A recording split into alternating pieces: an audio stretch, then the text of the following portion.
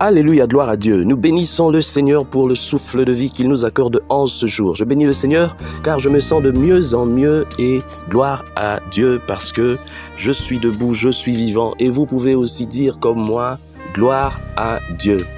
Aujourd'hui donc, nous sommes samedi 4 novembre 2023. Bienvenue à 1 minute de prière. Aujourd'hui, le Seigneur m'a mis à cœur de partager avec vous ce psaume que vous connaissez parfaitement et que vous pouvez répéter, même réciter parce que c'est le psaume le plus connu, mais nous allons prendre seulement les 4e et 5e versets. Quand je marche dans la vallée de l'ombre de la mort, il s'agit bien du psaume 23. Quand je marche dans la vallée de l'ombre de la mort, je ne crains aucun mal, car tu es avec moi. Ta houlette et ton bâton me rassurent. Tu dresses devant moi une table en face de mes adversaires. Tu induis ma tête et ma coupe déborde. Alléluia, gloire à Dieu. Mon frère, ma sœur, ce psaume vient à point nommé pour toi, qui en ce moment est en train de passer de moments difficiles. Tu es en train de passer par des épreuves. Dieu te fait passer par des épreuves parce qu'il veut te former.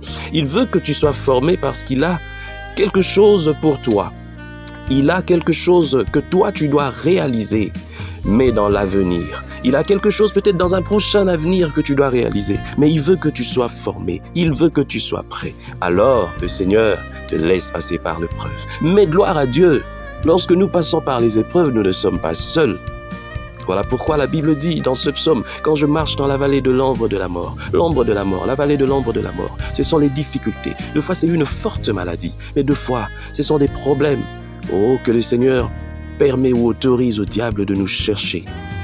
Vous verrez peut-être de l'opposition, le rejet, vous verrez peut-être la calomnie, des injures, beaucoup de choses. On vous doite, on vous accuse faussement.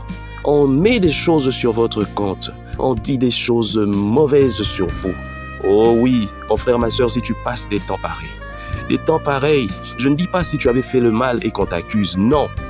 Ceux qui veulent vivre pieusement seront persécutés. Ici, je parle de ceux-là qui sont des vrais enfants de Dieu, qui n'ont rien fait, mais sont accusés injustement. Oh, sachez que le Seigneur est avec vous. Vous n'avez rien à craindre, ne craignez aucun mal, car il est avec vous.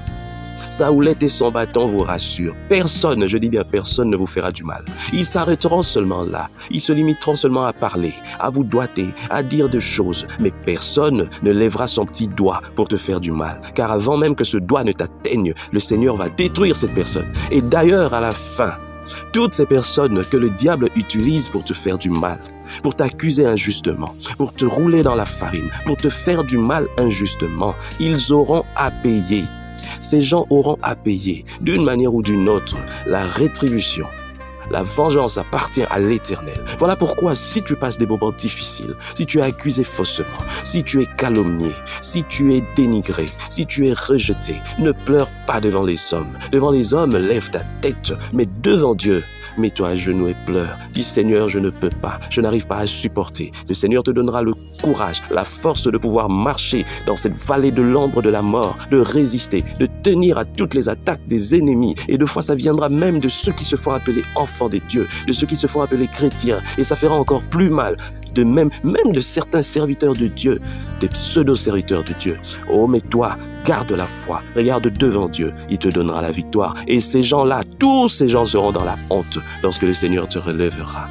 Le Seigneur dressera une table devant toi pour t'inviter à un festin, pour montrer à ces gens qu'ils ne sont absolument rien en face de ces gens qui se lèvent contre toi. Et il va oindre ta tête d'huile, oh mon frère, pour te donner de l'onction. Et ta coupe va déborder. Voilà ce que le Seigneur a pour toi en ce matin. Mon frère, ma sœur, tu n'es pas seul. Quand bien même tu passes des moments difficiles, tu n'es pas seul. Mais sache seulement, comme ce dicton dit, mieux vaut qu'on t'accuse faussement, plutôt qu'on trouve ce dont on t'accuse chez toi. Marche dans la droiture, ne laisse pas les paroles des gens se transformer en vérité dans ta vie. Crains le Seigneur et laisse les gens t'accuser injustement. Et Dieu te bénira et t'élèvera au-dessus de tout. Et tout le monde te verra briller là-haut. Au nom de Jésus, nous prions. Père éternel, merci, car toi, en cette journée, tu nous montres encore que tu es avec nous. Tu nous montres encore que, Seigneur, nous n'avons rien à craindre. De qui aurais-je crainte si toi, Seigneur, tu es avec moi? De personne. Ton peuple veut, Seigneur, éternel, mon Dieu, avoir plus encore confiance en toi. Aide-nous, Seigneur, à croire, Seigneur, en ta parole. À avoir cette assurance, Seigneur, que lorsque nous marchons, quel que soit le problème que nous rencontrons, toi, Jésus, tu es avec nous pour nous délivrer, pour nous sortir de ces problèmes. Car toi, Seigneur, tu es notre bouclier. Merci, Seigneur, pour toutes choses. Nous te bénissons au nom de notre Seigneur Jésus-Christ. Amen. Chers frères et sœurs, dans le Seigneur, vous avez l'occasion de servir Dieu avec votre temps, avec votre intelligence, mais aussi avec vos moyens. Soutenez, restez unis dans 1 minute de prière chaque jour. Écrivez-nous, envoyez vos dons ici. Que Dieu vous bénisse.